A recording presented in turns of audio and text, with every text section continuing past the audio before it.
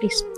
ना मुझे अच्छा नहीं लगता था कि मेरी वालदा जो है वो कहीं जॉब करें या वो किसी को पढ़ाने भी जाएं। मैं इस मामले में बिल्कुल मर्दों जैसी सोच रखती हूँ कि एक औरत जो है वो पर्दादार होनी चाहिए, और एक औरत अगर मैं कहीं कफालत किसी की करूँ तो मैं अपनी बहन बेटियों को घर से बाहर ना निकलने दूँ।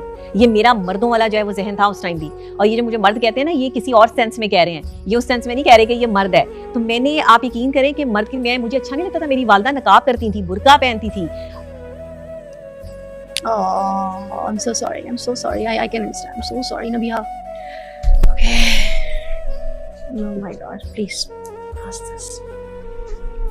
So sorry, हारिस भाई, आपके सामने ये सारी बातें खुल के इसलिए कर रही। बातें बहुत मैंने कुछ नहीं छुपाया, मैंने कुछ नहीं छुपाया, मैंने सब चीजें इनको बताई हैं।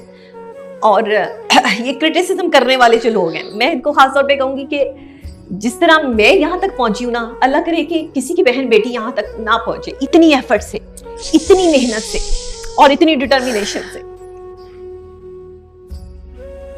पानी पी लो, पानी पी लो, एक से पानी ले लो।